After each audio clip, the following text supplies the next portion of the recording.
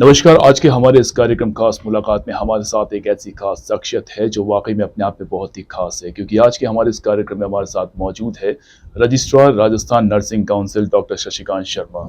Sir, स्वागत है आपका हमारे इस खास कार्यक्रम में।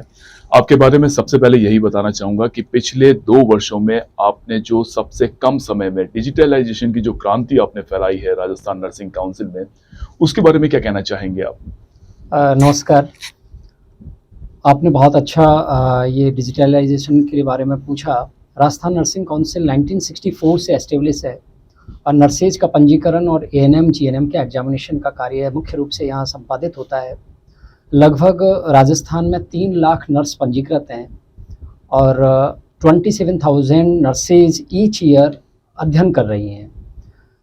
नर्सेज जो है medical and health sector department में बहुत अपना अहम रोल रखते हैं और अक्सर ये देखा जाता रहा है कि चाहे भर्तियों के समय की बात हो या कोई कहीं दूसरी जगह कोई आवेदन निकलते हैं तो नर्सेज को बड़ा सामना करना पड़ता है कि उनके या तो रजिस्ट्रेशन नहीं हो पाते हैं या टाइम पर एग्ज़ाम्स नहीं हो पाते हैं। तो मैंने जब अक्टूबर 2021 में रजिस्ट्रार के रूप में जो है पदभार ग्रहण किया तो सर्वप्रथम हमारी प्लानिंग ये रही कि कैसे हम इन सब चीज़ों का सामना कर पाएंगे, और इसको देखते हुए हमने सोचा कि क्यों ना हम भारतवर्ष की पहली ई काउंसिल के रूप में राजस्थान नर्सिंग काउंसिल को स्थापित किया जाए, और उस रूप में लगातार हम प्रयास करते रहे। और आज मुझे इस बात को कहते हुए फ़ख्र है कि हमारी पूरी टीम और राजस्थान के जो गवर्नमेंट एंड प्राइवेट सेक्टर में कार्यरत नर्सिंग शिक्षक हैं, उनकी बदौलत आज राजस्थान नर्सिंग काउंसिल भारतवर्ष की पहली ई नर्सिंग काउंसिल के रूप में एस्टेब्लिश है। सर, ये जानना चाहूँगा कि कहीं न कहीं आपको यह नहीं लगता है कि आज के इस आधुनिक युग में ये जो डिजिटलाइजेशन हुआ है, यह आने में काफ़ी देर लग गई? और साथ ही साथ ये भी जानना चाहूँगा कि इस डिजिटलाइजेशन से जो स्टूडेंट है, उनको कितना बेनिफिट हुआ है? देखिए, इसमें तो कोई डाउट है ही नहीं, क्योंकि हम बहुत पीछे हैं, जबकि जो है एआई का ज़माना है। अब तो चाहे ग्रामीण अंचल के क्षेत्र हों या कहीं भी हों, सब जगह आप देखेंगे कि व्हाट्सअप, सोशल मीडिया के माध्यम से फेसबुक, इंस्टा, ट्विटर, गूगल और बहुत सारी टेक्नोलॉजी ऐसी आ गई है जो लोग आए दिन नई नई टेक्नोलॉजी से अपडेट होते रहते हैं।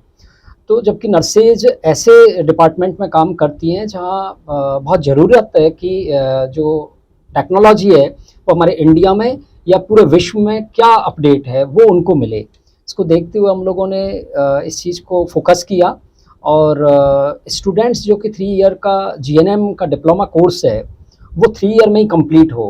1964 से नर्सिंग काउंसिल देखिए आप एस्टेब्लिश है, और 2021 तक, जब तक कि मैंने ज्वाइन किया था उससे पहले तक 90 के दशक में जो रिजल्ट्स आते थे, आपने देखा होगा 10th में 12th में न्यूज़पेपर्स में उनके उत्तीर्ण और अनुत्तीर्ण के रोल नंबर्स आते थे। बस वो सिस्टम हमारे काउंसिल में 21 तक चलता आ रहा था।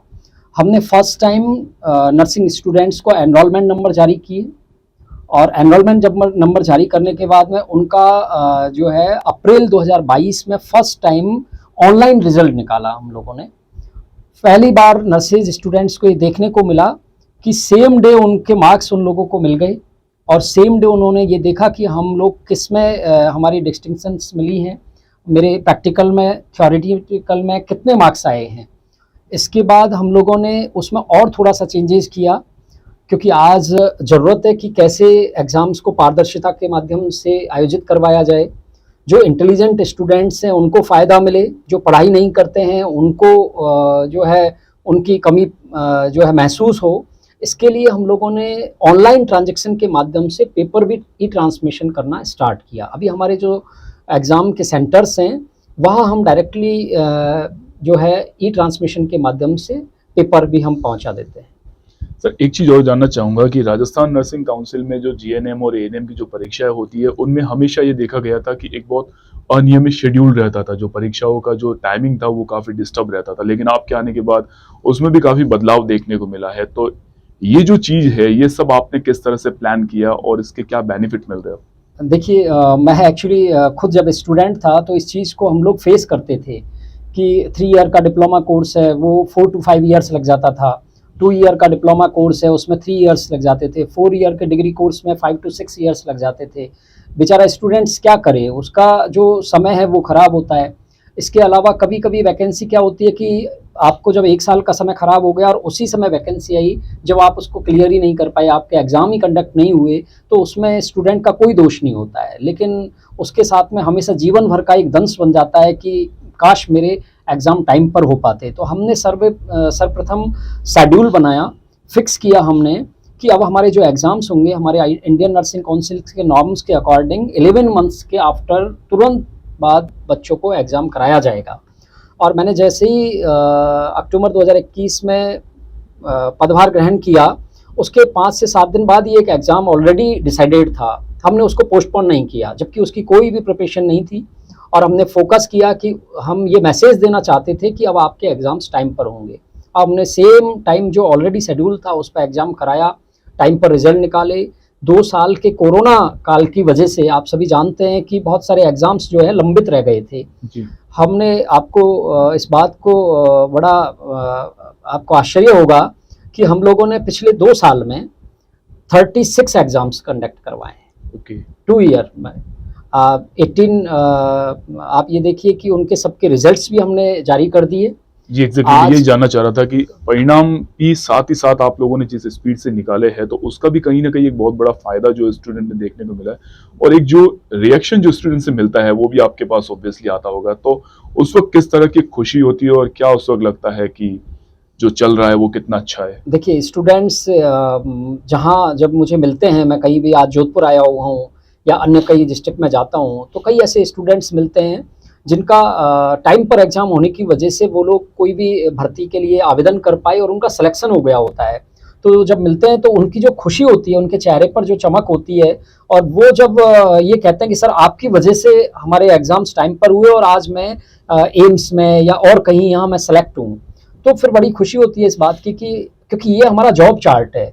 हम अगर हमारे लिए किसी ने कोई सरकार ने जब जिम्मेदारी दी है, तो उस जिम्मेदारी को अगर हम कर्तव्य निष्ठा के साथ में और मेहनत के साथ में हम उसको निर्वहन कर पाते हैं, तो निश्चित रूप से सामने वालों को उसका फ़ायदा मिलता है। और आज इतने तादाद में स्टूडेंट्स हैं, उन लोगों को टाइम पर 3 साल का एग्ज़ाम जो है कोर्स 3 साल में हो पा रहा है, 2 साल का डिप्लोमा कोर्स 2 साल में हो पा रहा है। गरीब ग्रामीण अंचल क्षेत्र के स्टूडेंट्स होते हैं, और उनको ये लगता है कि अब आप देखिए कि पहले जीएनएम में जो है सीट वैकेंट रहती थी। अब एग्ज़ाम्स टाइम पर होने की वजह से, रिजल्ट्स टाइम पर निकलने की वजह से जीएनएम का एक क्रेज़ बन गया है, और अभी पिछले आप काउंसलिंग का देखेंगे तो कोई भी सीट वैकेंट नहीं है अभी पूरे राजस्थान में। इसके अलावा आप कुछ और ऐसा जहां पर राजस्थान नर्सिंग काउंसिल ने आपने अपनी तरफ से कुछ और नवाचार किए हो, या यूँ कह सकते हैं कि आपके रहते यह जो उपलब्धियां है वो बहुत बड़ी रही और आने वाले टाइम में इनका एक बड़ा बेनिफिट जो है वो स्टूडेंट को मिलेगा? हमने एक्चुअली राजस्थान नर्सिंग काउंसिल में बहुत सारे नवाचार किए हैं, क्योंकि हम समझते हैं कि परिवर्तन करने से ही हम लोग आगे बढ़ेंगे। आप देखिए कि क्या होता है कि नर्सिंग कर्मी जो होता है, आफ्टर रिटायरमेंट वो समझता है कि अब मुझे कहाँ ज़रूरत है। जबकि जिस तरीके से आर्मी फोर्स और पुलिस वाले जो होते हैं, उनकी जब देश के लिए, आम आवाम के लिए जितनी ज़रूरत होती है, वैसे ही हेल्थ सेक्टर के अपने स्वास्थ्य के लिए हमारी नर्सेज और चिकित्सकों की एनी टाइम ज़रूरत पड़ सकती है, क्योंकि इसको इमरजेंसी सेवाओं में कंसिडर किया गया है। तो क्या होता है कि आम आदमी सोचता है कि अब मैं रिटायर हो गया तो मुझे कहाँ ज़रूरत है, तो वो हमारा रजिस्ट्रेशन जो है रिन्यू नहीं कर पाते हैं, और जब रिन्यू नहीं कर पाते हैं तो वो अपनी प्रैक्टिस नहीं कर पाते या कहीं भी इमरजेंसी सेवाएं नहीं दे पाते हैं। तो इसको हमने ध्यान में रखते हुए जो हमारे सीनियर सिटीज़न हैं, उनका फ्री में हम लोगों ने रिन्यूअल करना स्टार्ट किया। ये हमने फर्स्ट टाइम ऐसी लागू किया कि जिससे कि सीनियर सिटीज़न को ईजी रहे, वो लोग भी रजिस्ट्रेशन करा पाएँ। इसके अलावा हम लोगों ने कंटिन्यू नर्सिंग एजुकेशन को बढ़ावा दिया, क्योंकि रिसर्च बहुत आवश्यकता है नर्सिंग के क्षेत्र में। मेडिकल सेक्टर में डॉक्टर्स वगैरह जो है कॉन्फ्रेंसेस का आयोजन करते रहते हैं, उससे नई अपडेट्स उनको मिलती है, मौसमी बीमारियां क्या चल रही हैं, अभी वर्तमान में क्या स्टेटस है। आपने देखा कि कोरोना जब आया तो हमारे भारतवर्ष में जो है हमारे जितने भी डॉक्टर्स हैं उन्होंने रिसर्च करके और उस पर काबू पाया, और राजस्थान में बहुत जल्दी इस पर नियंत्रण पाया। तो बस वही सेम थिंग हमारे नर्सेज के ऊपर भी लागू होती है कि नर्सेज भी आधुनिक तकनीक अपडेट्स के साथ में वो रहें।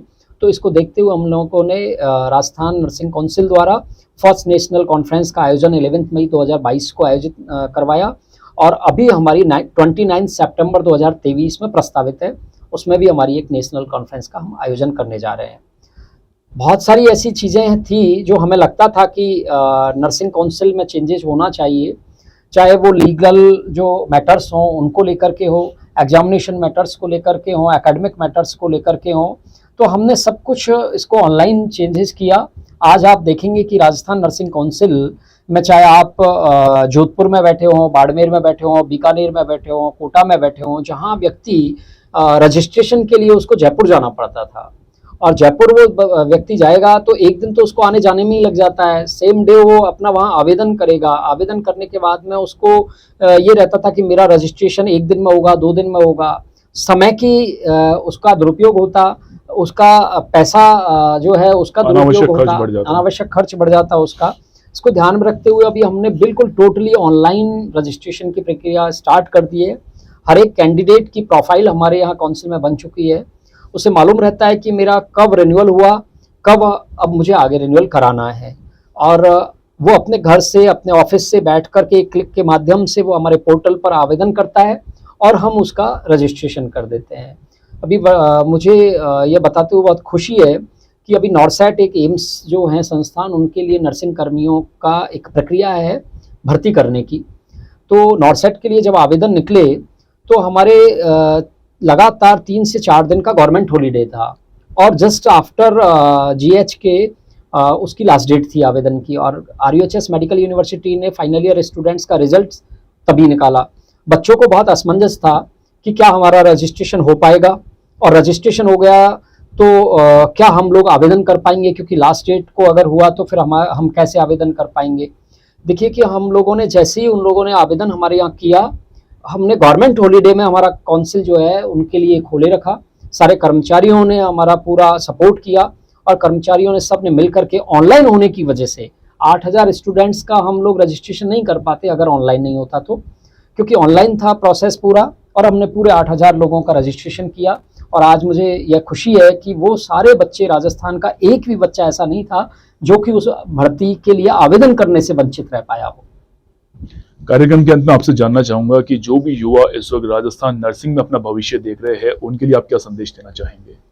नर्सिंग में बहुत ज़्यादा स्कोप है, और आप देखेंगे कि अभी कोरोना जैसी महामारी की वजह से और ज़्यादा स्कोप बढ़ गया है। हेल्थ सेक्टर के बारे में अभी सब लोग जो है अवेयर हो चुके हैं। राजस्थान के मुख्यमंत्री श्रीमान अशोक गहलोत जी ने हमारे राजस्थान प्रदेश को जो है स्टेट मॉडल के रूप में विकसित किया है, बहुत सारी योजनाएं लागू की हैं हमारे राजस्थान में। आप देखिए, पहले मात्र 7 गवर्नमेंट के नर्सिंग कॉलेज थे, आज वर्तमान स्थिति में 36 गवर्नमेंट नर्सिंग कॉलेज हो चुके हैं। पहले राजस्थान यूनिवर्सिटी हुआ करती थी जिसमें हमारी मेडिकल वगैरह सारे उसी में आते थे। उसके बाद धीरे धीरे डेवलपमेंट हुआ और Rajasthan university of health sciences का जो है स्थापना हुई, और आज जो है आप देखेंगे कि माननीय मुख्यमंत्री जी ने मारवाड़ के लिए भी मारवाड़ मेडिकल यूनिवर्सिटी की घोषणा की, और उसका कार्य जो है प्रगति पर है। तो अभी बहुत सारी असीम संभावनाएं हैं नर्सिंग क्षेत्र में, हेल्थ सेक्टर में जो है। हमारे स्टूडेंट्स जो अपना कैरियर बनाना चाहते हैं, चाहे वो एब्रोड की बात हो, चाहे हमारे देश की बात हो, चाहे प्राइवेट सेक्टर में हो, चाहे गवर्नमेंट सेक्टर में हो, अभी बहुत सारी असीम संभावनाएं हैं, और विश्व स्तर पर तो नर्सेज की बहुत ज़्यादा डिमांड है। मैं ये मानता हूँ कि नर्सेज जो है आम आदमी की सेवा का काम तो कर ही सकता है, साथ में अपने प्रोफेशन को भी आगे बढ़ा सकता है, और अपने लिए, क्योंकि सब जानते हैं कि आर्थिक युग है, सबको अपना कैरियर बनाना है, तो वो कैरियर के साथ साथ सेवा का भी काम कर सकता है। ये हमारे प्रोफेशन की एक अलग जो है मिजाज है कि नर्सिंग प्रोफेशन एक नॉवल प्रोफेशन है। तो मैं सभी को एक ही मैसेज देना चाहता हूँ कि आप अपनी ज़िंदगी में हमेशा मेहनत कीजिए, डिसिप्लिन रहिए, और क्योंकि हॉस्पिटल्स में काम करने का मौका मिलता है तो अक्सर क्या होता है कि जो व्यक्ति जिसको नीड है आज आपकी, कि आप उसकी जो है मदद करें। और कभी कभी क्या होता है कि हम लोग फ़ोन कॉल्स आते हैं, सिफारिशें आती हैं, तो उससे तो हम उसकी जो है केयर करते ही हैं, बट अगर आप उस व्यक्ति की केयर करेंगे जिसका कोई अप्रोच सिफारिश लगाने वाला नहीं है, लेकिन उसको ज़रूरत है किसी एक अच्छे नर्सिंग प्रोफेशनल की, तो कृपया करके आप उसकी भी मदद करें। और जो दुआएं जब उसकी आपको मिलेंगी, तो मैं ये समझता हूँ कि आगे आने वाले भविष्य में आपको एक दिन ऐसा लगेगा कि जहां आपको कभी ऐसा दिखेगा कि मुझे आज किसी की आवश्यकता है, तो वो लगेगा कि अचानक से क्या हुआ कि मेरी मदद हो गई, तो वो उस दिन आपको देखने को मिलेगा। सर धन्यवाद हमारे साथ जुड़ने के लिए। तो ये थे हमारे साथ राजस्थान नर्सिंग काउंसिल के बदलाव और विकास की क्रांति डॉक्टर शशिकांत शर्मा, जिन्होंने हमें बताया कि नर्सिंग प्रोफेशन होने के साथ साथ एक बहुत बड़ा सेवा का कार्य भी है। प्रदेश की बाकी खबरों को जानने के लिए आप बने रहिए द न्यूज़ वर्ल्ड के साथ।